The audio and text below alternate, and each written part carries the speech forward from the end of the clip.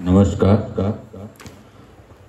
मैं यहाँ के स्थान देवता, वास्तु देवता, ग्राम देवता, क्षेत्रपाल देवता, समस्त देवी देवताओं को नमन करता हूँ। प्रथम पूज्य देव गणपति गणेश जी महाराज का आह्वान करता हूँ, उनसे प्रार्थना करता हूँ इस कथा स्थल पर पधार कर आवाहित समस्त देवी देवताओं को आने का मार्ग दें और हमारी बातें उन तक पहुंचाकर उनसे आशीर्वाद दिलवाने में हमारी सहायता करें। हे गणरानन, आप प्रथम पूज्य देव हैं, आप प्रथम पूजता स्वीकार करते हुए बुद्धि के दाता हैं, विघ्नहर्ता हैं, सभी प्रकार के कष्टों को आप हरण कर लेते हैं। आप को मैं उचित आसन प्रदान करते हुए आपसे प्रार्थना करता हूँ कि आप अपनी अखंड कृपा बनाए रखें। यहाँ के स्थान देवता, वास्तु देवता, ग्राम देवता, क्षेत्रपाल देवता, इस सोसाइटी में विद्यमान मेरे भोलेनाथ और मेरे यहाँ विद्यमान शिव परिवार, सभी को भावपूर्वक आमंत्रण इस कथा स्थल पर दे रहा हूँ। हे बाबा, मुझसे किसी प्रकार की त्रुटि हो रही हो तो बच्चा समझकर माफ कीजिएगा। आप मैया पार्वती के साथ गौर बिंदोर का आसन ग्रहण करें। जिस प्रकार आप 16 श्रृंगार कर गौर बिंदोरा में बैठे हैं, यह आनंदमयी दृश्य बहुत ही भावपूर्वक आनंद दे रहा है। हे बाबा, मैं तो एक निमित्त मात्र हूँ, किंचन एक पत्थर मात्र हूँ, आप जाने आपका काम जाने। मैं अपने पूर्वजों को नमन करते हुए, अपनी कुलदेवी केशर सती माता का आह्वान करते हुए तथा श्रोताओं के कुलदेवता कुलदेवी का आह्वान करते हुए तथा आप सभी की कुलदेवी कुलदेवता का आह्वान करते हुए प्रार्थना करता हूँ इस कथा स्थल पर पधारे। मैं अपने पितरों को नमन करते हुए पितरों का आह्वान करता हूँ तथा अपने श्रोताओं के पितरों का आह्वान करता हूँ। मैं अपने पूर्वजों को नमन करता हुआ गुरु आज्ञा लेकर गुरुदेव संवरिया बाबा से आज्ञा चाहता हूँ कि हे गुरुदेव, बिना आपके मैं तो एक पथ भी नहीं चल पाता, एक डेग भी नहीं चल पाता। आपकी आज्ञा से ही मेरा परम कल्याण है। आप अपना आज्ञा प्रदान कर इस कथा को आगे की ओर ले जाने के लिए भावपूर्ण इजाजत दें। मैं पंडित प्रदीप जी मिश्रा को भी जितना धन्यवाद दूं वो कम होगा कि उनके ही मार्गदर्शन के कारण मैंने 18 पुराण पढ़ने का प्रण लिया। मैं सभी गुरुजनों को नमन करते हुए आज की कथा जो हम लोगों ने परसों मध्य रात्रि में किया था, उसके बाद की कथा आज हम लोग पढ़ेंगे। हम लोग याद करने के लिए काल हर दुख हर दारी धरा कष्ट हर हर हर महादेव अंतिम श्लोक पढ़ रहा हूँ। चमदग्नि के ही पुत्र महायशस्वी परशुराम हुए, जिन्होंने पितामह त्रिचक मुनि के लिए दिए हुए छात्र तेज के प्रभाव से 21 बार इस पृथ्वी को क्षत्रियों से भी सुनी किया था। बोलो मेरे परशुराम की जय, बोलो मेरे महादेव की जय। काल हरा दुख हरा दारी धरा कष्ट हरा हर हर महादेव। सूत जी कहते हैं, गादी के महारानी ने भी वंश से सिद्ध किए हुए चरु का भक्षण करके उसी वर्ष में गर्भ धारण किया। गर्भवती होने पर साध्वी रानी तीर्थ यात्रा में तत्पर हुई और अनेक प्रकार के व्रतों का पालन करने लगी। जहां वेद मंत्रों की ध्वनि हो वहां से बड़े हर्ष से जाती और सुनती। 10वां मास पूर्ण होने पर उन्होंने भी उत्तम कांति से युक्त पुत्र उत्पन्न किया, जो चराचर जगत में विश्वामित्र के नाम से प्रसिद्ध हुआ। जैसे शुक्ल का पक्ष चंद्रमा, शुक्ल पक्ष का चंद्रमा आकाश में प्रतिदिन वृद्धि हो, को प्राप्त होता है, उसी प्रकार महाभाग विश्वामित्र भी नित्य प्रति बढ़ने लगे। जब वे युवावस्था से संपन्न हुए, राज्य करने में समर्थ हुए, तब उनके पिता गादी ने उन्हें राज्य पर अभिषिक्त कर दिया। इसके बाद राजा गादी अपनी पत्नी के साथ वन में चले गए। राज संचालन में नियुक्त होकर भी विश्वामित्र जी प्रायः ब्राह्मणों को स्वागत सत्कार एवं सत्संग में ही संलग्न रहते थे। एक समय उन्होंने वन में प्रवेश किया और बहुत से हिंसक पशुओं को मारा। फिर जेठ की तपती हुई दोपहरी में भूख प्यास से पीड़ित हो हुए महात्मा वशिष्ठ के आश्रम पर गए। वशिष्ठ जी ने भी नृपश्रेष्ठ विश्वामित्र को आया देखकर प्रसन्नता पूर्वक उनकी आगवानी की तथा उनके लिए अर्घ और मधु पर निवेदन करके कहा, महिपाल, आपका स्वागत है। कहिए, मेरे आश्रम पर पधारे हुए आपका मैं कौन सा अभीष्ट कार्य पूर्ण करूं? विश्वामित्र जी बोले, मुनीश्वर, मेरे इंद्रियां प्यास से व्याकुल हो रही थी।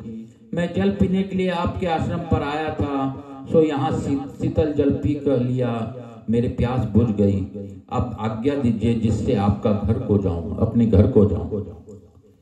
वशिष्ठ जी ने कहा, राजन, मध्याह्न काल में सूर्य अत्यंत तापदायक है, अतः इस समय मेरे आश्रम में ही भोजन करके उपराह काल में जाइएगा।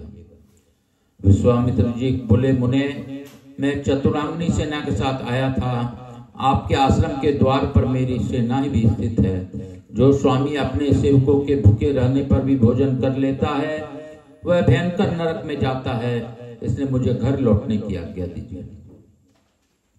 वशिष्ठ जी ने कहा, यदि आपका के सेवक मेरे द्वार पर भूखे हैं तो उन सबको बुलाइए, मैं सभी को भोजन से तृप्त करूंगा।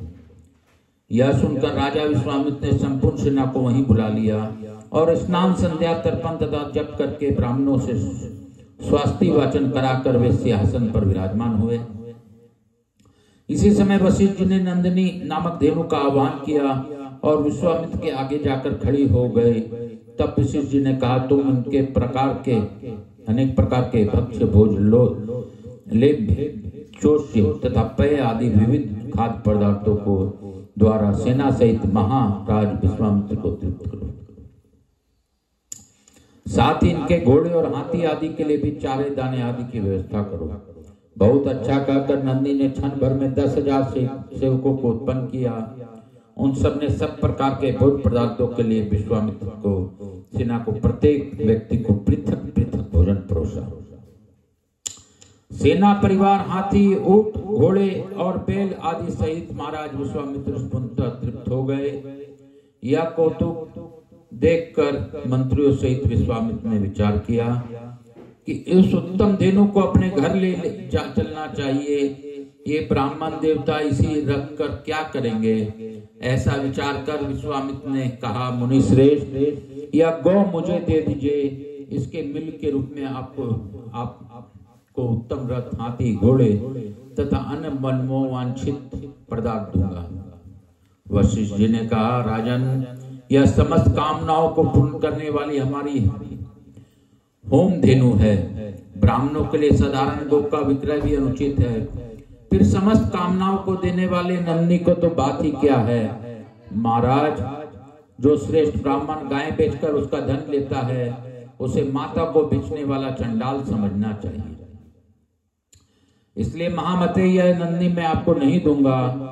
विश्वामित्र बोले, मुने, इस पृथ्वी पर जो कुछ भी रत्न बुद्ध पदार्थ है, वह सब राजा का धन है, ऐसा नीतिक विद्वान कहते हैं। अतः यह रत्न भूता रत्नी गाय मेरे द्वारा बलपूर्वक ले ली जा सकती। इतना कहकर उन्होंने नंदी को बलपूर्वक ले जाने की आज्ञा अपने सैनिकों को दे दी। उनके अनुचर नंदी को डंडों से पीटते हुए ले जाने लगे।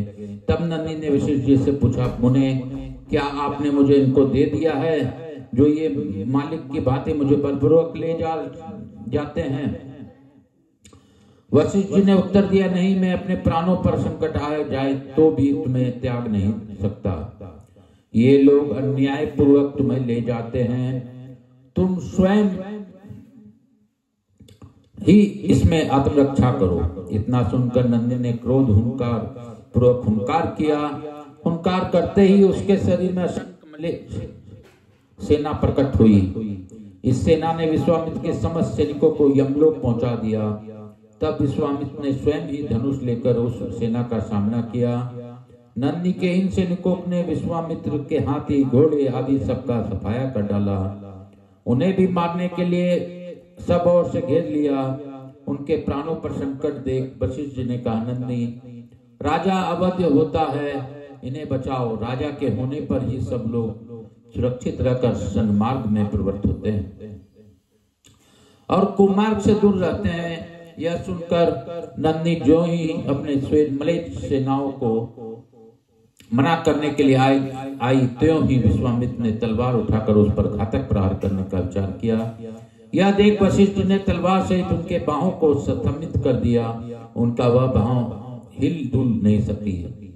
राजा विश्वामित्र बड़ी बुरी दशा में पड़ गए।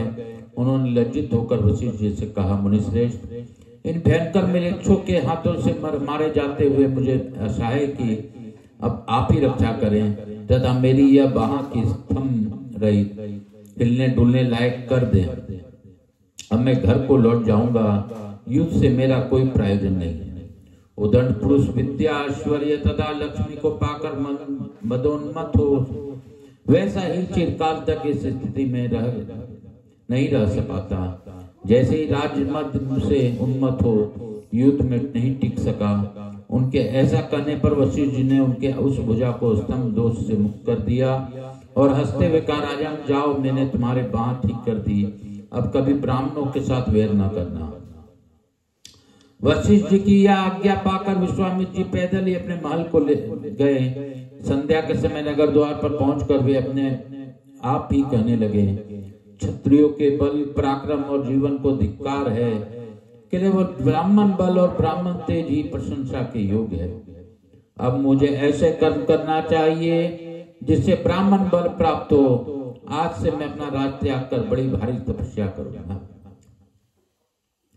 ऐसा निश्चय करके उन्होंने अपने पुत्र विश्वसह को राजपद स्थापित कर दिया और स्वयं तपस्या के लिए तपोवन को प्रस्थान किया। बोलो शंकर भगवान की जय। बोलो मेरे भोलेनाथ की जय। बोलो काशी विश्वनाथ की जय। काल हर दुखर दारिधर कष्टर हर हर महादेव। इस प्रकार विश्वामित्र राजा से ब्राह्मण तेज के लिए तपस्या के लिए उद्यत हुए। यह कथा अभूतपूर्व थी, अमृतमय थी और कथा के बारे में तो कहना ही क्या। कथा वही है जिससे अमृत बहे। कथा वही है जिससे ईश्वर का भान हो। कथा वही है जो सर्वशक्तिमान हो। कथा वही है जो भोलेनाथ को प्रिय हो।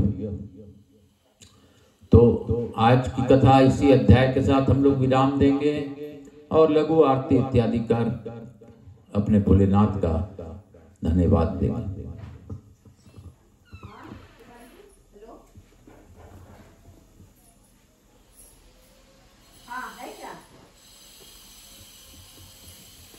बोल बम का नारा है, बाबा एक सहारा है।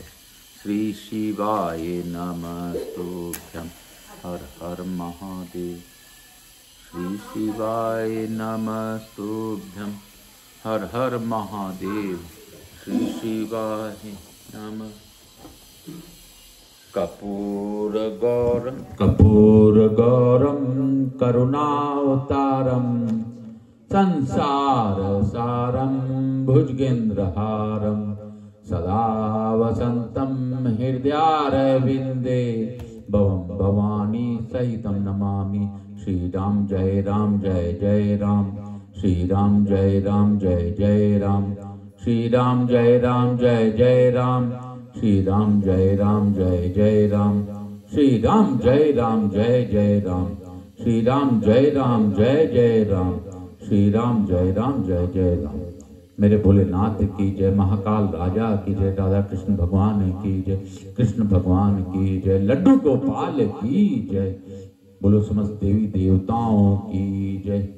यहाँ के स्थान देवता, वास्तु देवता, ग्राम देवता तथा इस सोसाइटी के महादेव तथा मेरे घर के महादेव सभी को वंदन करते हुए आज की कथा को हम लोग बाबा की कृपा से विश्वामित्र चरित्र सुना और बाबा विश्वनाथ की कृपा से ही चरित्र का भान हुआ। बाबा विश्वनाथ सभी पर अखंड कृपा बनाए रखें। इसी भाव के साथ आज मैं यह कथा इसी अध्याय के साथ विराम देते हुए मैं प्रथम पूज्य देव गणपति गणेश जी महाराज, लक्ष्मी जी महाराज, रिद्धि सिद्धि शुभ लाभ कुबेर जी महाराज से अनुरोध करता हूँ सभी को आशीर्वाद प्रदान कर हमारे यहाँ निवास रहकर अखंड कृपा बनाए रखें। आवाज समझ देवी देवताओं से अनुरोध करता हूँ सभी लोगों को आशीर्वाद देकर आप अपने स्थान को गमन करें, पुनः बुलाने पर पधार कर आशीर्वाद दें। मैं अपने भोलेनाथ में यह पार्वती सेठ को धन्यवाद देता हूँ कि हे बाबा आप जन का कल्याण कीजिए, विश्व का रक्षा कीजिए, जो कुबुद्धि मार्ग में चल रहे हैं उनको सद्बुद्धि प्रदान कीजिए। बाबा जिस प्रकार आपके चरित्र में मैं रहता हूँ मुझे और आपके अंदर जाने का मार्ग प्रदर्शन कीजिए। काल हर दुख हर दारिद्र हर कष्ट हर हर हर महादेव।